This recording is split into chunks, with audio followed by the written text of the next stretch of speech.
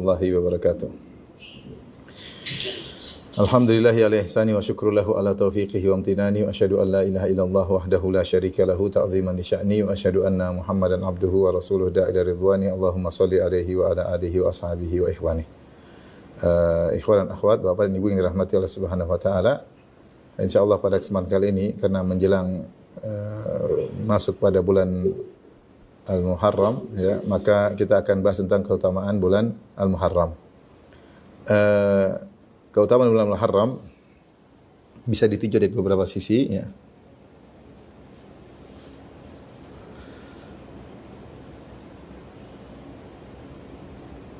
Pertama, bulan Muharram termasuk dari salah satu dari bulan-bulan haram.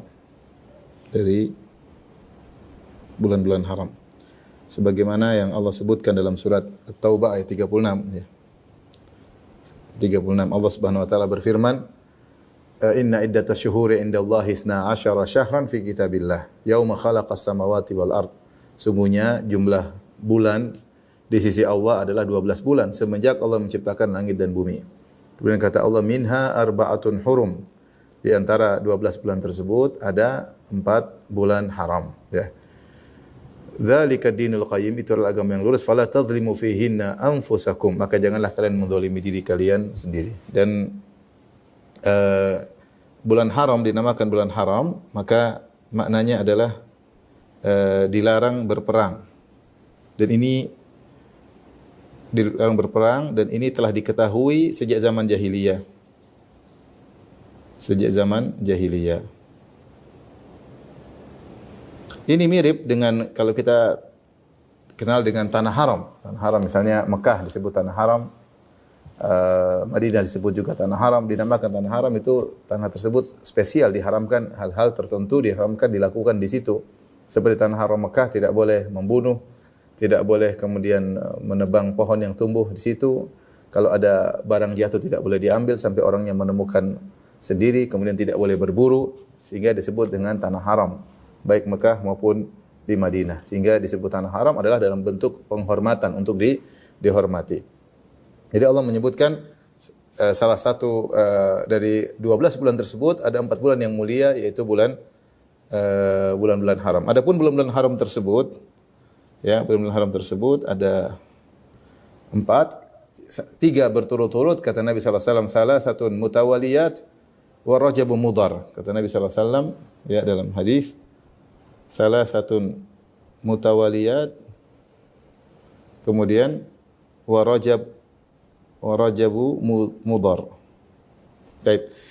Kata Nabi 3 berturut-turut, 3 berturut-turut. Apa yang 3 berturut-turut? Yaitu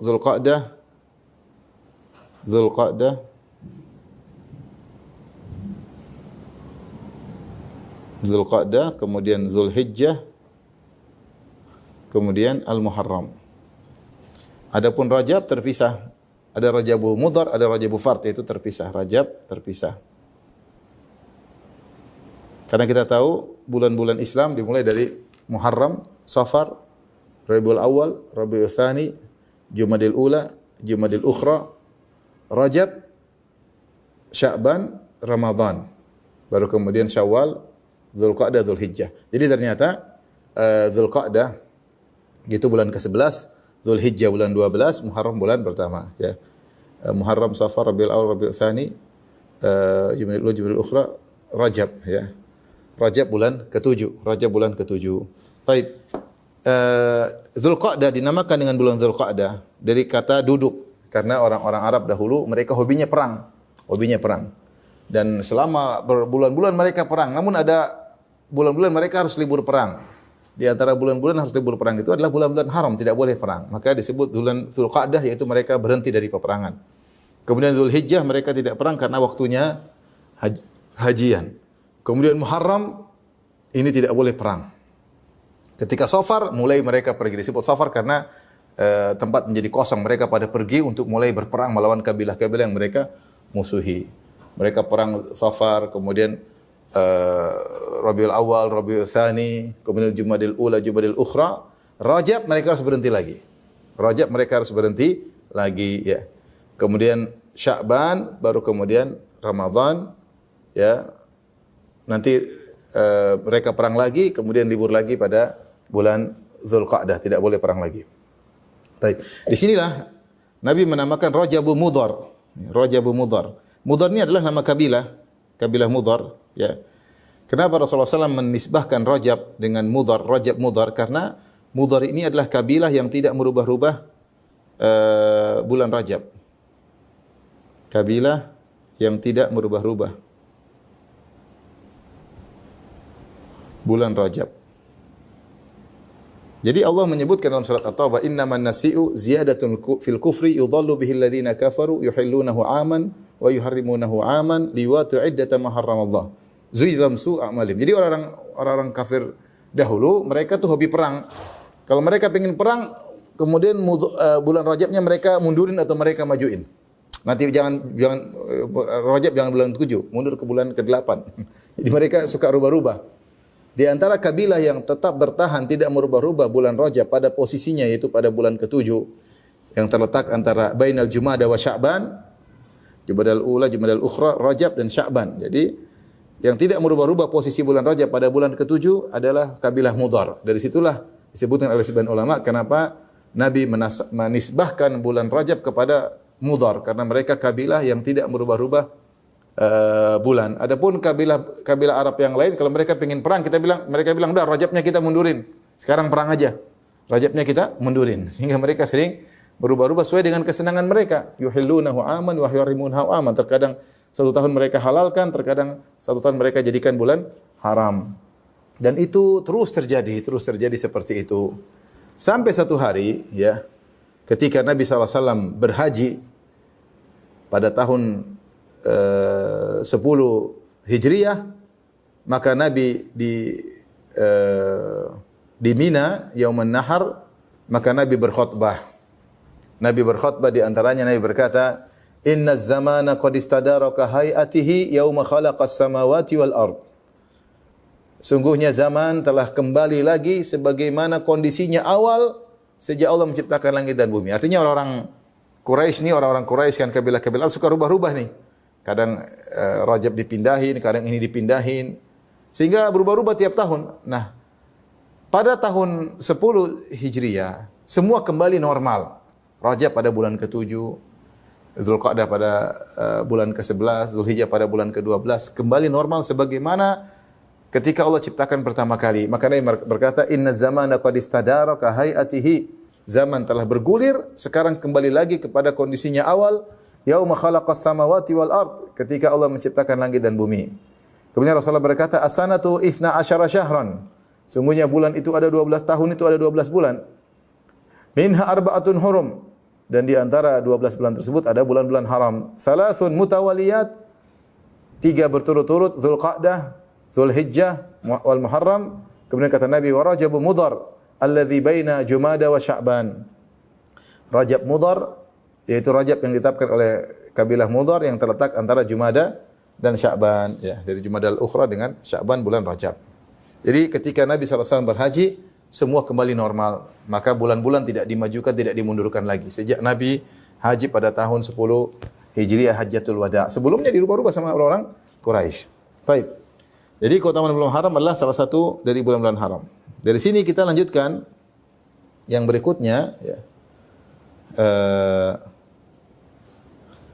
Kita menjelaskan tentang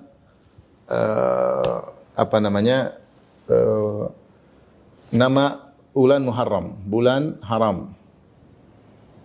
Bulan haram Allah mengatakan secara khusus, "Fala tadhlimu fihinna anfusakum."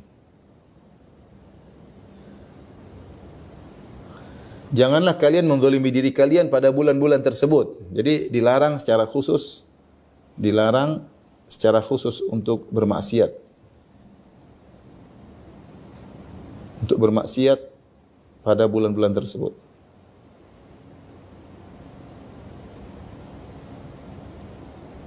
Taib, dari sini para ulama mengambil kesimpulan bahwasanya bermaksiat di bulan haram tidak sama dengan bermaksiat di luar bulan haram.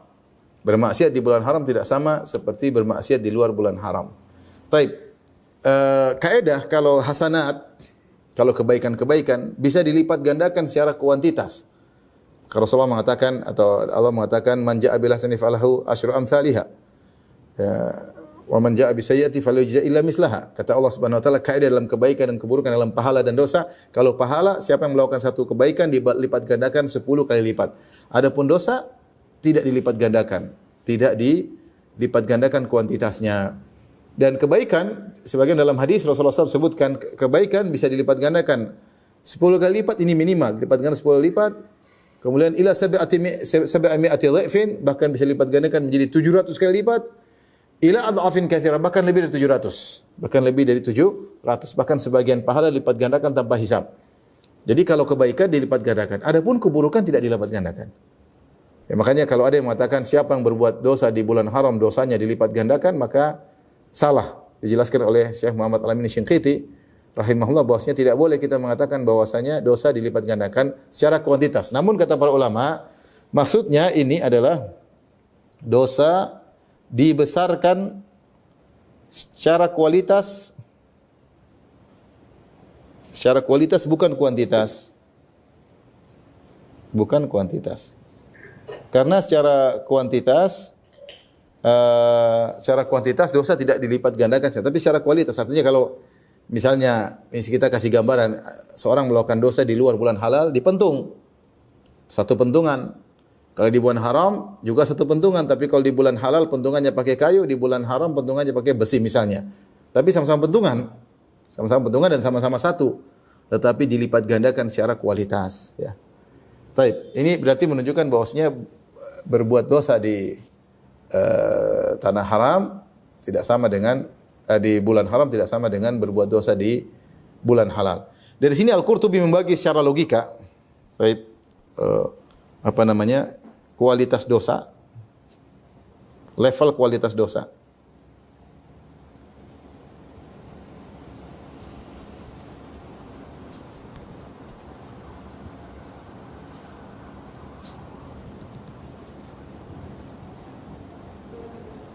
Al-Qurtubi mengatakan, yang pertama adalah bermaksiat di tanah haram di bulan haram.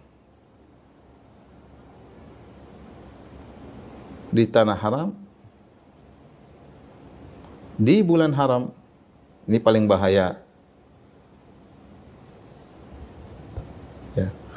Kemudian yang paling ringan tentunya yang keempat adalah bermaksiat di tanah halal di bulan halal. Di bulan halal. Kata tanah haram di Islam cuma dua, yaitu Mekah dan Madinah. Ya, Mekah ada tanah Ka'bah, kemudian tanah haram, kemudian tanah halal. Madinah juga demikian. Madinah ada Masjid Nabawi, kemudian ada sekelilingnya tanah haram, kemudian tanah halal.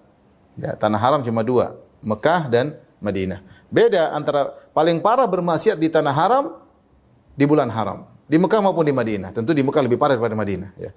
Ini pun kita bisa level 1 adalah di Mekah, di Mekah. Level 2 di Madinah. Di Mekah lebih parah karena ada ayat khusus mengatakan dalam surat Al-Hajj, "Wa man yurid fihi bi ilhadin bi dzulmin nudzikhu min adzabin alim." Siapa yang ingin berbuat kezaliman di tanah haram di Mekah, kami akan buat dia merasakan azab yang pedih. Yang paling ringan adalah berbuat maksiat di tanah halal di bulan halal. Di antara keduanya, ini yang ketiga dan keempat, kedua maupun ketiga, yaitu bermaksiat di tanah haram di bulan halal. Kalau bulan halal maksudnya 8 bulan yang lainnya ya. Ya. Taib, kemudian bermaksiat, yang ketiga bermaksiat di tanah halal di bulan haram. Ini maksudnya adalah terkait dengan maksiat yang dilakukan di bulan haram. Ini secara kualitas dan bukan secara kuantitas. Nah, kita tambahkan lagi keutamaan bulan Muharram, bagian yang ketiga ya. Yang ketiga,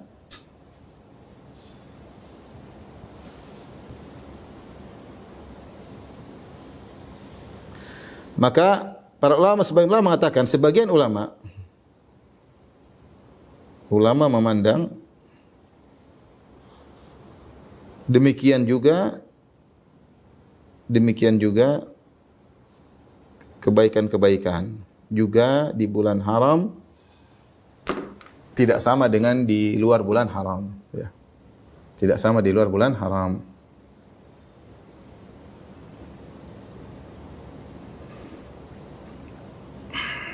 Meskipun tidak ada dalil secara istimewa, secara khusus. Kalau yang ada dalilnya adalah maksiat. Karena Allah berfirman, "Fala tazlimu fihinna anfusakum." Janganlah kalian bermaksiat di bulan-bulan haram. Nah, tapi adapun sehingga para ulama ambil kesimpulan bahwasanya bermaksiat di bulan haram dosanya ditingkatkan kualitasnya, bukan kuantitasnya. Bagaimana dengan kebaikan? Maka tidak ada dalil secara spesifik. Namun sebagian ulama mengambil kesimpulan seperti Al-Qurtubi rahimahullahu taala, ya. Maka beliau mengambil kesimpulan bahwasanya demikian juga ya berbuat kebaikan di bulan haram. Beliau berkata, ya, laisa thawabahu thawaba man ata'a fi syahril halal fil baladil haram, tidak sama. Fa inna man ata'a Allah fi syahril haram fil baladil haram, barang siapa yang bertaat kepada Allah di bulan haram, di tanah haram, laisa thawabuhu thawaba man ata'a fi syahril halal fil baladil haram, tidak sama dengan orang yang melakukan ketaatan kepada Allah di bulan halal di tanah haram. Wa man ata'u fi syahril halal fil baladil haram, siapa yang melakukan ketaatan di bulan halal di tanah haram, laisa thawabahu thawaba man ata'u fi syahri halalin fi baladin halal, tidak sama dengan orang yang melakukan ketaatan di bulan halal dan di tanah halal. Dari sini, dari kitab Tafsir Al-Qurtubi, Al-Jami' Al-Ahkamil Quran, jilid 8 halaman 134, beliau berpendapat bahwasanya demikian juga beramal saleh di bulan haram tidak sama seperti di bulan halal. Ya, tentunya ada keistimewaan, contohnya seperti Ramadan, meskipun dia termasuk bulan halal tapi memiliki keistimewaan sendiri. Tapi secara umum bahwasanya sebagaimana maksiat ditingkatkan kualitasnya di bulan haram, maka ketaatan bisa dilipat gandakan pahalanya ketika di bulan haram, dikerjakan di bulan haram. Maka ini secara umum membuat kita semangat untuk bisa melakukan ibadah di bulan-bulan haram, dan ini adalah pendalilan yang logis,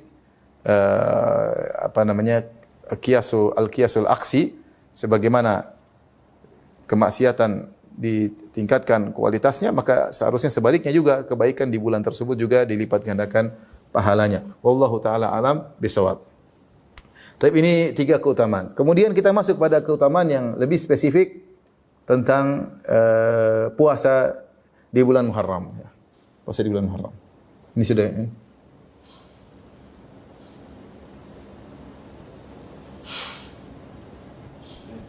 Dah. Tapi keutamaan yang keempat,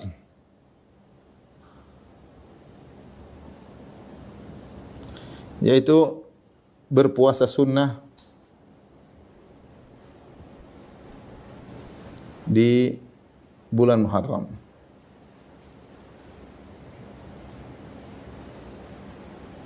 Khusus tentang puasa. Datang dalil umum Rasulullah SAW bersabda, afdhalus siyam ba'da Ramadan siyamu syahrillahil Muharram. Saya tuliskan ya.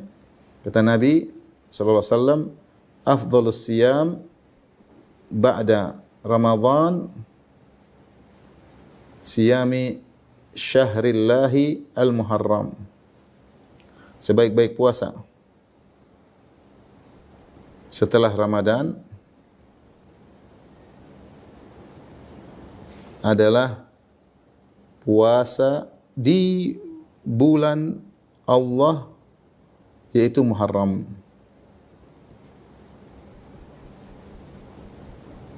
Tapi perhatikan sini, di sini Allah Subhanahu wa taala atau Nabi sallallahu alaihi wasallam mengidhafahkan, menisbahkan bulan Muharram dengan syahrullah, bulannya Allah. Tentunya ketika bulan Muharram dinisbahkan kepada bulan Allah, maka ini menunjukkan lebih istimewa daripada bulan-bulan haram yang lainnya. Makanya sebagian ulama mengatakan, disebutkan oleh Ibn Rajab Al-Hambali, sebagian ulama memandang bahwasanya bulan haram terbaik di antara 4 bulan tersebut adalah bulan Al-Muharram. Kenapa? Di antaranya karena Allah menisbahkan, mengidhafakan, menyandarkan bulan tersebut kepada Allah. Nabi mengatakan syahrullah. Karena Nabi menisbahkan, menyandarkan bulan Muharram kepada Allah dengan mengatakan syahrullah, bulannya Allah. Sama seperti dikatakan ontanya Nabi Saleh, naqatullah, ontanya Allah. Ya. Sama seperti masjid dikatakan Baitullah, yaitu rumahnya Allah. Sama seperti utusan Allah disebut Rasulullah, utusan Allah Subhanahu wa taala. Maka ini dijadikan dalil oleh Rasulullah bahwasanya di antara 4 bulan haram yang paling utama adalah Syahrullah Al-Muharram. Syahrullah yaitu bulan suci atau bulan haram yaitu bulan Al-Muharram. Tapi di sini Rasulullah mengatakan sebaik-baik, perhatikan sini, sebaik-baik puasa. Sebaik-baik puasa. Maka dianjurkan, diambil dari sini, dianjurkan untuk banyak puasa.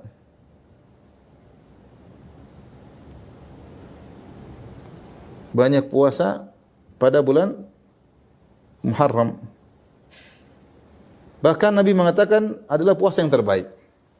Khilaf di kalangan para ulama. Khilaf. Bolehkah puasa sebulan penuh? Bolehkah puasa sebulan penuh di bulan Muharram?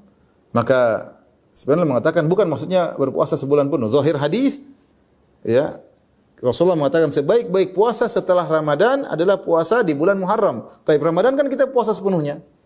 Nabi mengatakan sebaik-baik puasa di bulan setelah Ramadan adalah puasa Muharram. Sebagaimana kita berpuasa Ramadan sepenuhnya, maka hendaknya kita puasa Muharram juga sepenuhnya.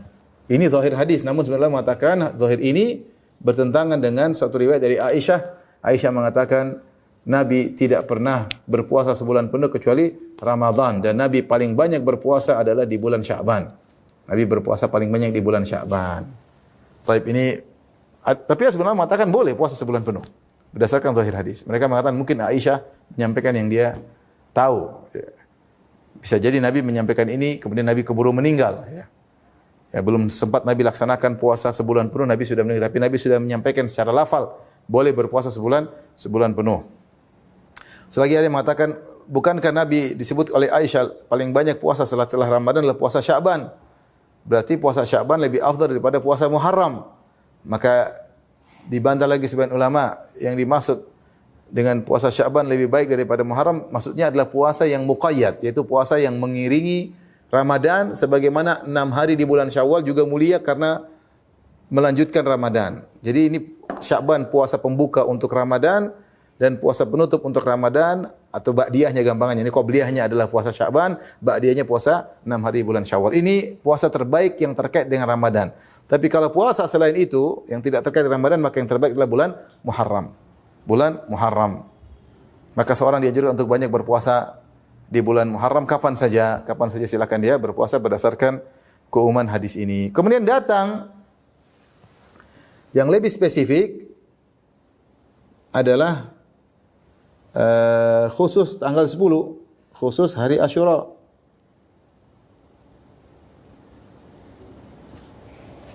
Hari Asyura ini yaitu 10 Muharram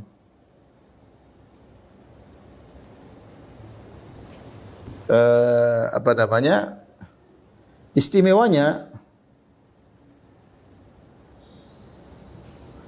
adalah Yahudi puasa pada hari tersebut.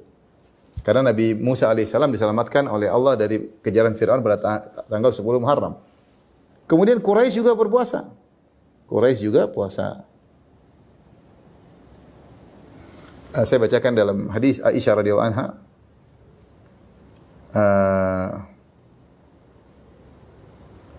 An Aisyah radhiyallahu taala anha. Hadis Bukhari dan Muslim. Qalat, Aisyah berkata, kanat Quraisyun tasumu Asyura fil jahiliyah. Adalah orang-orang Quraisy dahulu mereka berpuasa di hari Asyura di zaman jahiliyah. Wa kana Rasulullah SAW yasumu. Rasulullah SAW juga sebelum hijrah ke Madinah, beliau juga sudah berpuasa di hari Asyura. Falamma hajara ila Madinah samahu wa amara bisyamihi. Ketika ke Madinah Rasulullah SAW berpuasa lagi dan bahkan menambah dengan memerintahkan untuk berpuasa. Ya. Falamma furida syahr Ramadan, tatkala diwajibkan bulan Ramadan, puasa Ramadan, Rasulullah berkata, man syaa'a shamahu wa man syaa'a taraka. Siapa yang mau puasa silakan pada tanggal 10 Muharram, yang tidak ingin puasa juga tidak jadi masalah. Taib. Di sini yang perlu kita perhatikan, jadi Quraisy juga berpuasa. Kita Quraisy melakukan banyak ibadah, haji mereka haji, umrah mereka juga umrah, mereka juga sedekah, mereka juga i'tikaf. Di antara ibadah mereka adalah puasa pada tanggal 10 Muharram. Kemudian disebutkan juga riwayat Quraisy ganti kiswah Ka'bah atau pasang kiswah Ka'bah. Mereka ganti pada tanggal 10 Muharram, pada hari Asyura. Ini istimewanya ya. Dan Nabi juga puasa. Nabi juga puasa sallallahu alaihi wasallam sebelum hijrah. Sebelum hijrah. Jadi ini puasa Muharram bukan puasa yang baru. Taib. Adapun tingkatan puasa Muharram ya, atau sejarah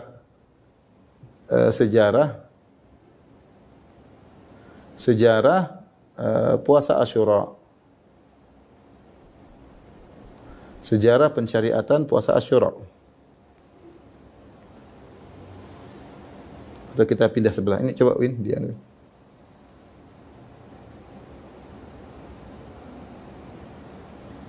Ya. Kita pindah di halaman berikutnya tentang puasa Asyura.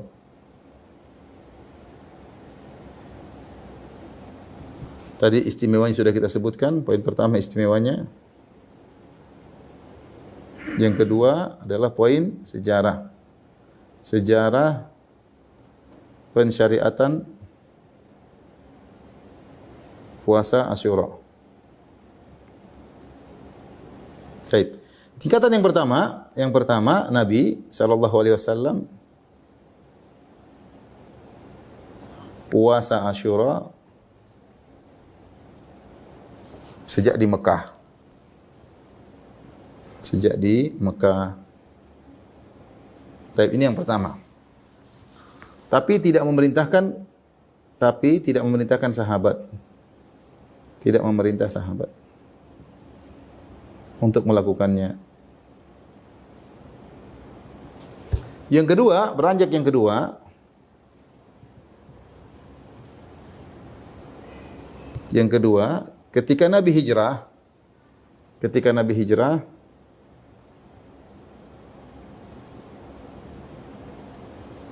Nabi mendapati Yahudi puasa.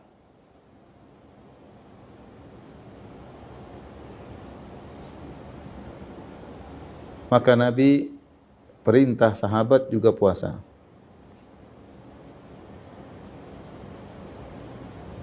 Maka ketika itu para ulama mengatakan puasa Asyura wajib ketika itu, hukumnya wajib.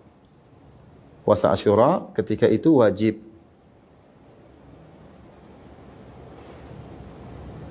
Wajib hukumnya. Baik.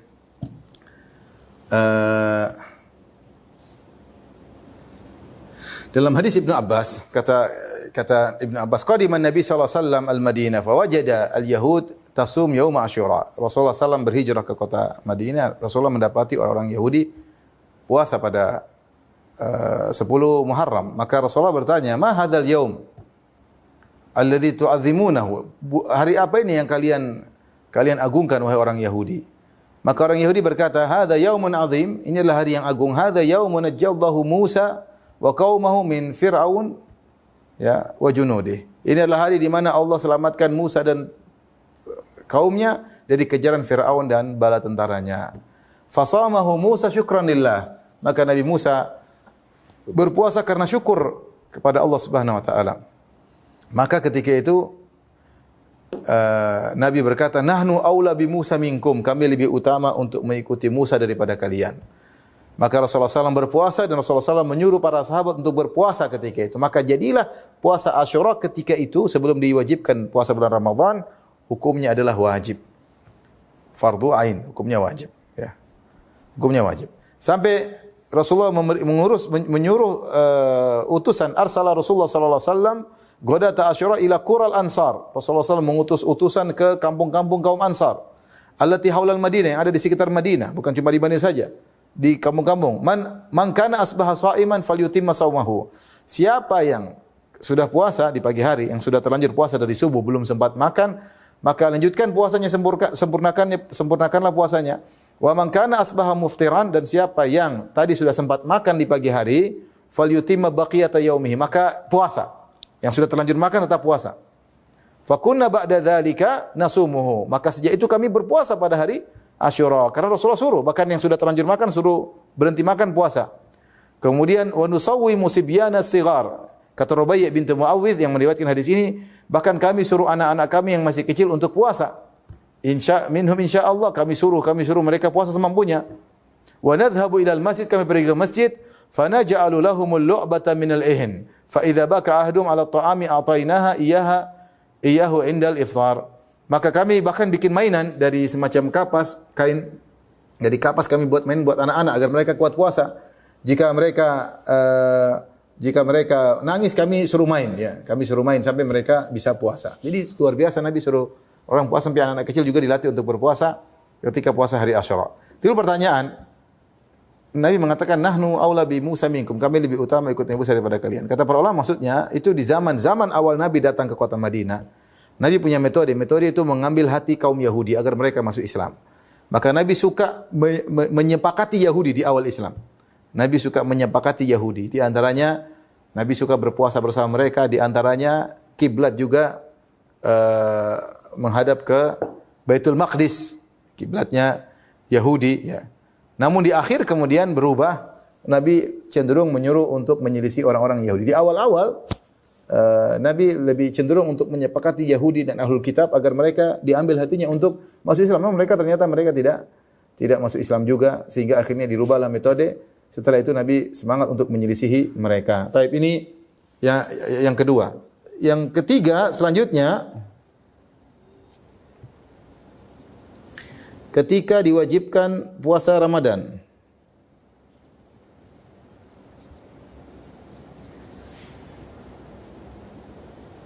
maka jadilah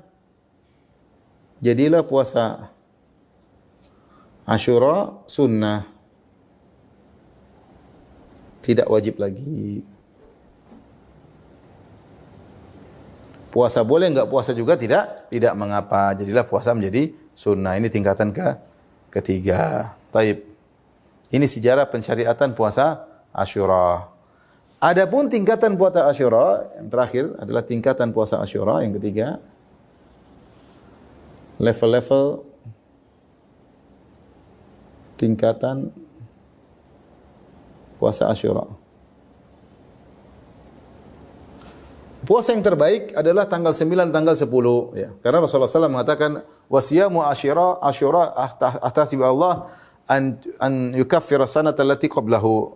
Puasa Asyura, aku berharap akan Allah menghapuskan dosa-dosa tahun sebelumnya. Kemudian awalnya Rasulullah SAW hanya puasa 1 hari saja. Kemudian ketika Rasulullah SAW akan meninggal dunia, Rasulullah mengatakan, la in ishtu ila qabil la asumanna tasi'. Jika aku mampu untuk aku hidup sampai tahun depan, aku ingin puasa juga tanggal 9. Ya, karena datang dalam riwayat sahabat mengatakan, ya Rasulullah, Yahudi Nasrani juga puasa Asyura. Maka Rasulullah ingin menyelisih mereka. Maka Rasulullah SAW menyuruh untuk puasa tanggal 9. Maka puasa yang terbaik, tingkatan terbaik yang pertama adalah puasa tanggal 9 dan 10. 9 namanya Tasu'a. 10 namanya Asyura. Puasa Tasu'a sama puasa Asyura yang terbaik. Kemudian tingkatan yang kedua adalah puasa Asyura aja.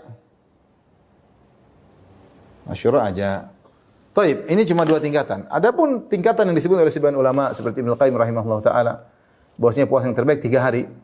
Sehari sebelumnya, ya tanggal 9, kemudian tanggal 10 dan sehari sesudahnya. Maka datang hadis yang hadisnya dhaif. Secara sanad hadisnya dhaif. Namun tidak mengapa kita melakukan puasa 3 hari. Tidak mengapa kita puasa 3 hari. Dari 2 tinjauan. Tinjauan pertama, karena memang bulan Muharram dianjurkan untuk puasa sebanyak-banyaknya. Saya ulangi, karena bulan Muharram dianjurkan untuk puasa sebanyak-banyaknya. Tinjauan pertama. Tinjauan kedua, sebagaimana fatwa Imam Ahmad. Imam Ahmad mengatakan kalau kamu ragu masuknya awal bulan, puasa 3 hari. Maksud puasa 3 hari untuk memastikan bahwasanya kamu pasti mendapatkan puasa 9 dan 10. Ya. Tujuannya tetap puasa 9 dan 10, tapi kalau kita ragu ini sudah masuk bulan atau belum, ya bisa jadi masuk belum, karena terkadang melihat ru'yah hilal bulan Muharram tidak seperti ketika melihat hilal bulan Ramadan atau bulan haji. Karena bulan Ramadan ada puasa Ramadan, bulan haji ada pelaksanaan ibadah haji. Tapi Muharram terkadang kurang perhatian sehingga tidak ada perhatian, misalnya sidang isbat mungkin kurang diperhatikan. Oleh karenanya tidak mengapa kata Imam Ahmad seorang untuk berpuasa 3 hari dengan tujuan ini untuk memastikan bahwasanya dia telah berpuasa pada tanggal 9 tanggal 10. Kalau dia puasa 3 hari berturut-turut, mau tanggal 10-nya, misalnya dia puasa tanggal 1, 2, 3 Agustus misalnya. Bisa jadi tanggal 10-nya adalah tanggal 3 Agustus, bisa jadi tanggal 2 Agustus. Tapi kalau dia puasa 1, 2, 3, dipastikan dia akan puasa 9 dan 10. Entah 9-nya tanggal 1, 10-nya tanggal 2, atau 9-nya tanggal 2, 10-nya tanggal 3. Jadi tidak mengapa dia puasa sebelum dan sesudahnya agar dia pastikan dia telah berpuasa tanggal 9, tanggal 10. Itu tinjauan kenapa tetap dianjurkan berpuasa 3 hari. Yang pertama tadi kita katakan karena memang puasa bulan Muharram dianjurkan secara menyeluruh atau sebanyak-banyaknya. Yang kedua agar kita pastikan kita puasa di tanggal 9 dan tanggal 10. Ini terkait dengan puasa hari Asyura. Datang dalam satu hadis ya, tentang keutamaan puasa di hari terakhir bulan Dzulhijjah dan di hari pertama hari Asyura, hadis palsu. Hadis palsu ya. Di sebagian disebutkan oleh Ibnu Jauzi dalam kitab Al-Mawdu'at ya. Nabi berkata, "Man shama akhir yaumin Dzulhijjah wa awwal yaumin minal Muharram faqad khatama as-sanata al-madiyah wa iftataha as-sanata al-mustaqbilah bi shaumin ja'alallahu lahu kaffarata 50 sanah."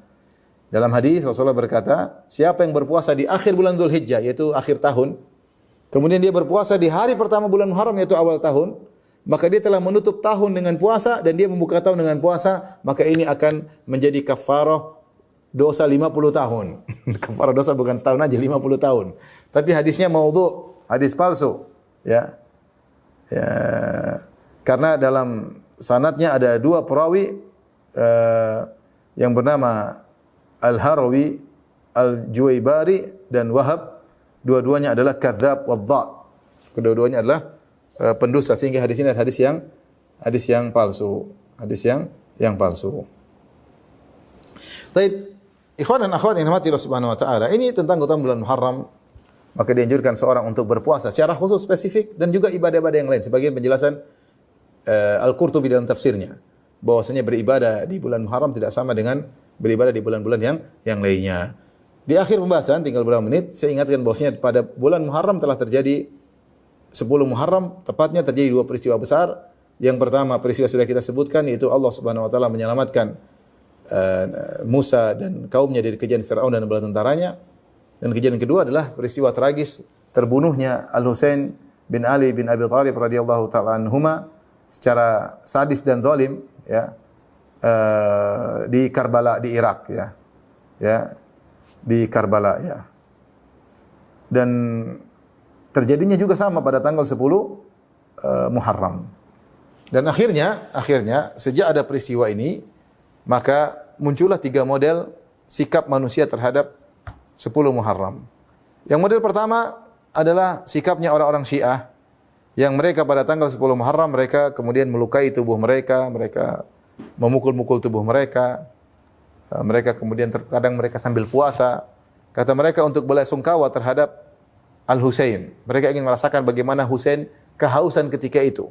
Sambil terluka, sambil tidak minum, tidak makan, bagaimana rasanya Husain. Mereka ingin merasakan kepedihan pada hari tersebut, sehingga mereka mukul-mukul diri mereka pakai besi, pakai pedang, sehingga berdarah-darah. Tentunya ini adalah bid'ah yang dilakukan orang Syiah dan masih terus laris sampai sekarang dilakukan orang Syiah. Dan ini menyelisih sunnah Nabi SAW, karena sunnah hanyalah puasa. Hanyalah puasa. Dia tidak mukul-mukul seperti itu. Dan kita tahu bahwasanya Rasulullah melarang ketika seorang berduka kemudian mukul-mukul dirinya. Kata Nabi SAW, "Laisa minna man darabal khududa wa syaqqal juyuba wa da'ada bid'awal jahiliyah." Bukan dari golongan kami ketika seorang terkena musibah lantas dia merobek-robek bajunya, dia menampar-nampar pipinya dan dia menyuruh dengan seruan jahiliyah.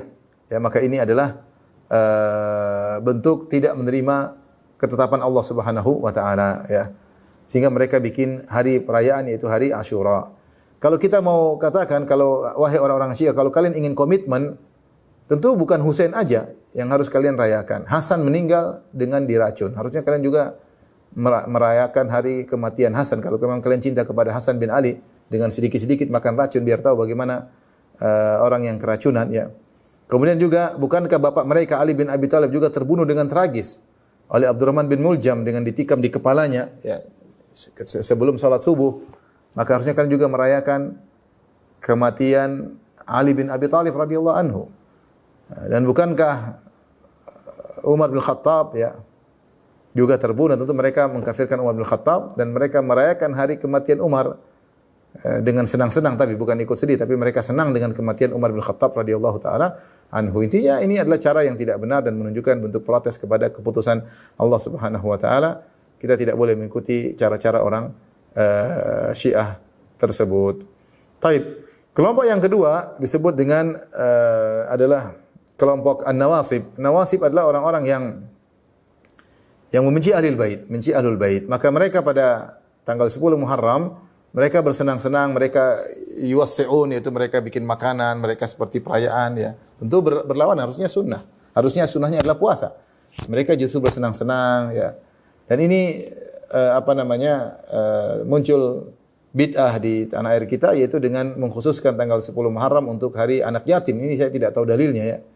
Ini maksudnya bagaimana ya? Apakah terikut dengan orang-orang Syiah karena banyak yang dibunuh ketika itu sampai mungkin ada yang yatim dari Ahlul Bait, atau maksudnya apa? Atau terpengaruh dengan orang untuk merayakan senang-senang pada hari tersebut. Yang benar kita berbuat baik kepada anak yatim kapan saja, tidak harus menunggu tanggal 10 Muharram karena tidak ada sunnahnya khusus tanggal 10 Muharram.